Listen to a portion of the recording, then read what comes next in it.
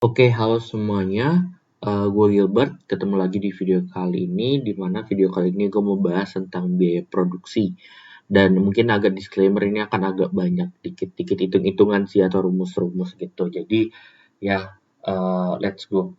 Nah, sebenarnya di materi-materi di video sebelumnya, kita udah banyak belajar tentang perilaku produsen gitu, ngelakuin produksi. Nah, cuman memang tidak apa ya, tidak enak kalau seandainya kita bicara tentang produksi, tapi kita tidak bicara juga tentang biaya dari melakukan suatu proses produksi gitu. Karena ya pasti butuh biaya juga kan sebenarnya gitu. Nah, dan mungkin ini sedikit tambahan sih, ilmu ini juga jadinya sangat berguna bukan hanya kalau fokus di ilmu ekonomi, tapi biasa kalau kita belajar bisnis ini juga akan jadinya kepake banget gitu. Nah, sederhananya gini, kalau seandainya kita ngelakuin proses produksi gitu, kan di video-video sebelumnya kita udah bahas ya, sebenarnya ketika kita melakukan suatu proses produksi, itu ada yang namanya produksi jangka pendek sama produksi jangka panjang. Dimana kalau dalam produksi jangka pendek itu ada faktor produksi yang sifatnya fleksibel, jadi bisa kita ubah-ubah jumlahnya, tapi ada juga faktor produksi yang tidak bisa kita ubah sebenarnya dari jumlahnya gitu di jangka pendek. Nah, jadi kalau kita ibaratin nih fungsi produksi itu kita gunain kapital dengan modal gitu. Nah, yang kapital ini fix nih, tetap gitu, nggak akan berubah, tapi labor ini bisa berubah. Nah, implikasinya apa? Implikasinya berarti pada saat kita mengeluarkan biaya untuk menyediakan si kapital ini, dia itu akan menjadi yang namanya biaya tetap. Ya kan? Jadi dalam artian di sini mau kita melakukan proses produksi, mau kita nggak ngelakuin, mau kita produksi 10, produksi 20, ya biayanya akan tetap gitu karena jumlahnya nggak akan berubah sama sekali gitu, ya kan? Jadi kapitalnya fix, jadi biaya tetap atau biasa kita sebutnya fixed cost gitu, fixed cost. Nah, sedangkan L atau labor, nah ini adalah biaya yang bisa jadi berubah-ubah tergantung dari berapa banyak jumlah labor yang mau kita set gitu, mau kita gunakan. Makanya disebutnya sebagai biaya variabel. Gitu. Atau biasa bahasa kerennya kita sebutnya juga variable cost. Variable cost. Gitu. Kalau kita singkat ini FC, ini VC gitu ya. Nah, jadi ada biaya tetap, biaya variabel. Nah, menariknya adalah biaya variabel ini atau CL ini semakin banyak barang yang kita produksi, maka biasanya biaya variabel ini akan meningkat.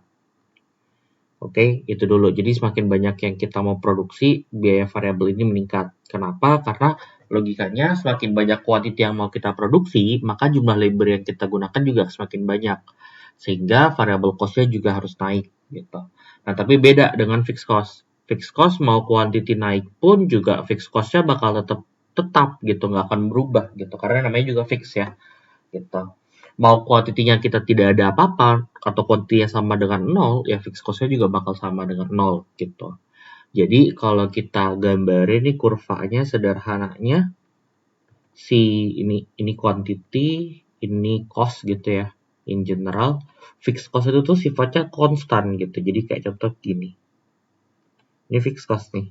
Gitu. Jadi mau berapapun kuantitinya ya cost-nya bakal tetap sama gitu. Sedangkan variable cost kayak gimana? Variable cost itu tuh bentuknya bisa macam-macam ya, cuman sederhananya biasanya bentukannya seperti ini. Ini contoh variable cost. Jadi semakin banyak quantity, semakin banyak juga cost yang harus inikan gitu, dikeluarkan. Nah, berarti kalau kita udah dapat dua cost ini, berarti sederhananya kalau kita mau tahu berapa sih total cost-nya gitu. Total cost. Biasanya ada yang singkat ATC, tapi kalau gue sendiri gue lebih sukanya singkatnya TC aja gitu. Nah, sederhananya udah TC ini tuh sebenarnya gabungan dari fixed cost ditambah dengan variable cost gitu. Oke. Nah, jadi kalau dalam kurva ini ya sebenarnya yang ini nih gitu. Ini total cost gitu. Nah, menariknya adalah coba kita bikin titik-titik di sini ya. Ini gue bikinnya ini poin A, ini poin B, ini poin C gitu ya. Ini poin 0. Nah, kalau jarak 0 ke A, ini kan total cost ya. Ini total cost gitu, total cost.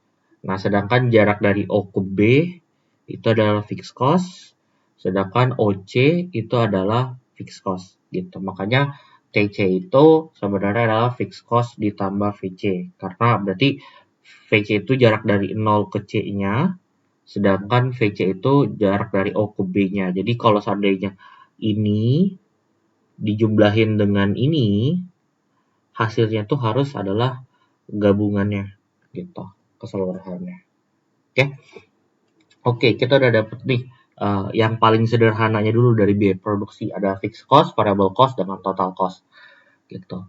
Jadi ini kita tulis di sini dulu, TC sama dengan VC ditambah FC ditambah VC gitu ya. Nah, sekarang kita akan tambah dengan konsep average gitu, konsep rata-rata. Sama juga, jadi contoh nih total cost, kita mau cari berapa sih rata-ratanya gitu. Jadi kita mau cari berapa sih average cost. Nah, namanya juga average ya, average itu biaya rata-rata. Berarti kita mau tahu kira-kira untuk setiap satu barang yang kita produksi itu ngeluarin cost berapa sih gitu. Makanya berarti secara rumus average cost itu adalah total cost dibagi dengan quantity gitu. Oke. Nah, gitu juga contoh fixed cost. Fixed cost kita mau cari juga nih berapa sih average-nya gitu. Average fixed cost gitu. Atau kita singkatnya AFC. Nah, sama juga berarti sisa fixed cost dibagi dengan quantity aja gitu. Nah, sama juga contoh kita mau carinya berapa sih average variable cost. Jadi kita mau cari berapa sih biaya rata-rata variabel gitu. Ini AVC. Nah, ini berarti rumusnya ya tinggal variable cost dibagi quantity aja gitu. Oke. Nah, berarti kalau seandainya kita punya tadi ini rumus TC sama dengan FC ditambah VC, coba kalau kedua sisi kita bagi dengan quantity, berarti kan jadinya akan seperti ini ya. Nah, berarti sebenarnya ini jadinya AC, ini jadinya AFC, ini jadinya AVC. Nah, kita udah dapat nih satu rumus baru lagi, bahwa AC ternyata adalah sama dengan AFC ditambah AVC. Gitu. Oke. Ini konsep dari average gitu. Selanjutnya gitu ya, kita lanjut ke konsep marginal gitu. Nanti kita terakhir baru bahas semua perkurva-kurvaannya ya. Marginal. Jadi ada dalam ekonomi itu selalu kata marginal kan sebenarnya. Marginal itu sederhananya adalah kira-kira kalau kita nambah satu variabel sebesar 1 gitu, maka variabel yang terdampak itu akan berubah sebesar berapa sih gitu. Sehingga dalam konsep ini berarti kalau misalnya kita mau cari ini berapa sih marginal cost gitu. Ya, ini berarti sederhananya kita mau tahu kira-kira kalau kita nambah satu quantity atau satu unit key gitu, kira-kira total cost itu tuh akan berubah sebesar berapa sih gitu. Makanya marginal cost itu tuh rumusnya adalah delta TC per delta key gitu. Nah, sama juga gitu. Kalau seandainya marginal cost itu cuma ada di total cost aja ya. Jadi nggak akan ada di fixed cost atau di variable cost gitu. Nah, jadi kita udah dapet nih satu rumus lagi tambahan bahwa MC itu sama dengan delta TC per delta Q gitu. Nah, sekarang kita akan lihat nih untuk dari segi kurvanya itu kayak gimana sih sebenarnya gitu. Nah, pertama gitu, kita akan gambar dulu kurvanya dulu aja ya. Ini kuantitinya, ini cost-nya gitu. Nah, ingat fixed cost itu kan sifatnya lurus ya, garis horizontal gitu. Nah, tapi sekarang di konsep AFC ini dia dibagi dengan quantity. Yang mana semakin ke kanan, kuantitinya semakin bertambah gitu. Jadi coba bayangin kalau kita ada suatu pecahan gitu, di bagian pembilangnya dia konstan nih gitu. Konstan, tapi di bagian penyebutnya dia terus mengalami kenaikan gitu. Berarti harusnya nilainya semakin lama semakin kecil kan, ya nggak? Nah, makanya AFC itu tuh bentukannya menurun nih kayak gini. Ini AFC. Gitu. Nah, tapi menariknya adalah AFC ini dia punya satu sifat unik gitu. Sifat unik. Nah, sifat uniknya itu apa sih gitu? Sifat uniknya adalah dia itu bersifat asimptotik. Asimptotik. Nah, asimptotik ini tuh apa sih? Asimptotik ini tuh maksudnya adalah dia nggak akan pernah bersinggungan dengan sumbu horizontal maupun vertikal. Tidak bersinggungan dengan sumbu. Maksudnya apa gitu? Maksudnya dengan yang ini nih, dengan yang si quantity ini. Ini kan kalau kita perhatiin dia akan terus ada jaraknya ya sebenarnya. Nah, jaraknya ini nggak akan pernah putus, pasti akan selalu ada jarak gitu. Kenapa? Karena kalau seandainya dia udah nggak ada jarak, alias udah bersinggungan dengan si quantity, berarti harusnya nilai dari AFC ini 0 kan? Nah, tapi nggak mungkin 0, karena kalau mau dibikin 0, itu satu-satunya adalah kalau seandainya pembilangnya 0. Nah, tapi kan sifatnya fixed cost itu selalu ada kan, konstan gitu. Jadi makanya dia akan selalu ada jaraknya gitu. Oke. Nah, ini kita udah lihat satu kurva gitu. Kita lanjut ke kurva-kurva yang lain. Sekarang ini quantity, ini cost gitu. Nah, kita akan lihat dulu bentukan dari AVC atau average variable cost. Nah, average variable cost itu sifatnya bentukannya U. Kenapa bisa bentukannya U? Karena di awal-awal biasanya ketika kita menambah suatu barang yang diproduksi gitu, maka biasanya akan terjadi suatu kondisi efisiensi di mana akhirnya biaya rata-rata secara variabelnya mengalami penurunan gitu. Nah, tapi akan ada satu titik tertentu di mana ternyata peningkatan quantity itu ketika dinaikin justru jadinya membuat kita semakin tidak efisien.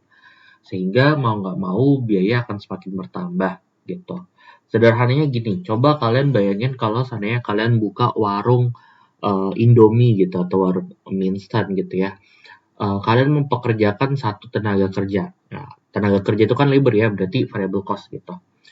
Nah, ketika kalian minta penjaga warung itu untuk buat satu bungkus mie gitu, nah, maka biaya rata-ratanya pasti masih gede gitu ya. Karena masa cuma untuk bikin satu bungkus mie aja, kalian harus hire atau pekerjakan satu tenaga kerja gitu.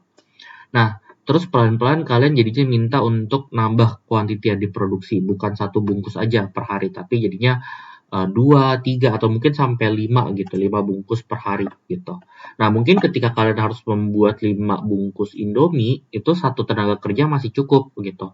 Nah, karena cost-nya masih sama, tapi biayanya, tapi kuantiti yang diproduksi udah makin banyak, otomatis rata-rata variable cost-nya nurun dong, ya kan? Nah, tapi bayangin kalau seandainya tiba-tiba kalian minta sekarang dalam satu hari harus memproduksi 1000 bungkus mie gitu. Nah, pasti si satu tenaga kerja itu ngomel dong, pasti dia nggak mampu gitu kalau produksinya sendiri aja. Jadi otomatis kalian sekarang jadinya harus menambah satu labor baru, yang berarti nambah biaya lagi. Makanya akhirnya average variable cost-nya naik lagi gitu. Makanya bentukannya U. Oke? Nah, karena bentukannya U atau AVCU, maka sebenarnya bentukan kurva average cost itu juga bentukannya akan U gitu. Tapi U-nya nggak benar-benar persis sama seperti AVC gitu. Oke, dalam artian miringnya beda ya gitu. Kenapa? Karena sebenarnya jarak antara AC dengan AVC itu akan menunjukkan sebesar AFC. Jadi contohnya yang ini nih, gitu ya. Ini tuh sebenarnya ngerefleksnya kemana? Ngerefleksnya tuh ke atas, ke sininya, gitu. Ini tuh sama, gitu. Oke, karena balik lagi ya, rumusnya adalah AC sama dengan AFC ditambah AVC, gitu. Nah, karena AVC semakin lama semakin menurun, maka sebenarnya jarak antara AC dengan AVC itu akan terus mengalami penyempitan gitu. Tapi ingat karena AFC itu sifatnya asimptotik atau dia nggak akan pernah menyentuh sumbu atau dia nggak akan pernah sama dengan 0, maka berarti AC dengan AVC tidak akan pernah saling berdempetan gitu. Oke.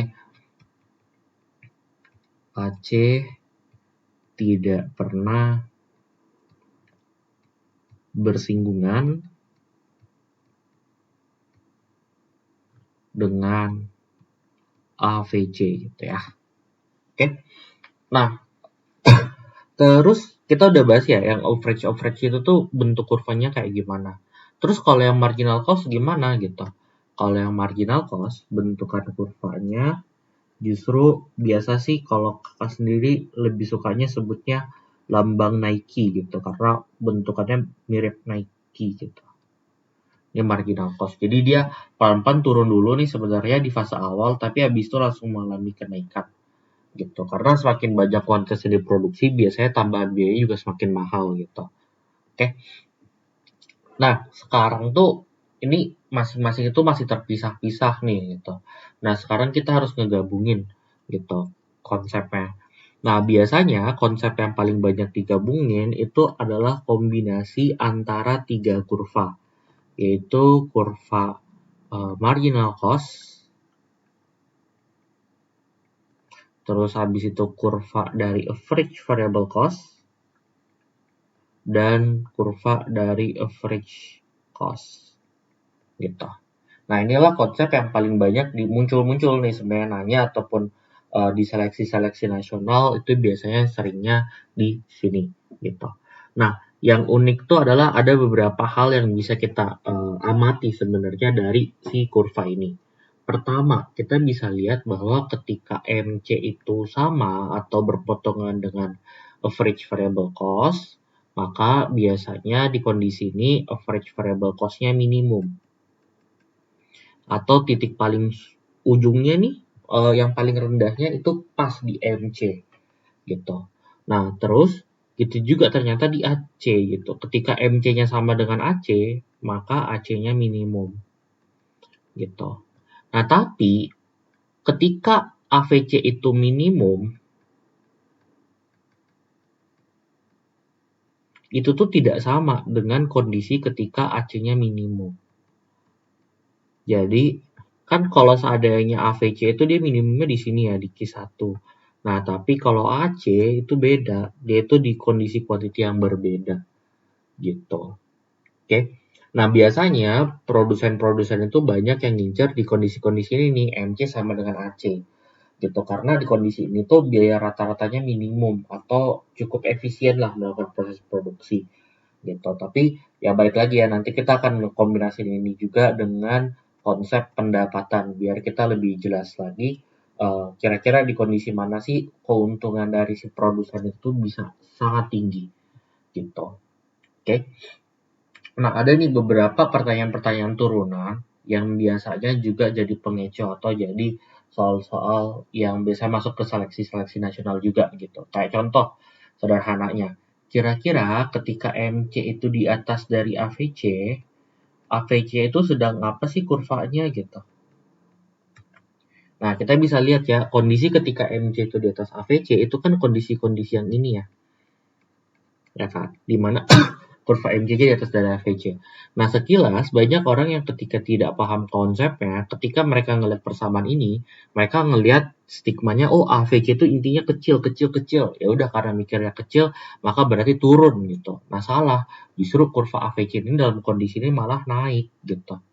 Jadi AVC ini tuh justru jawabannya adalah sedang naik gitu.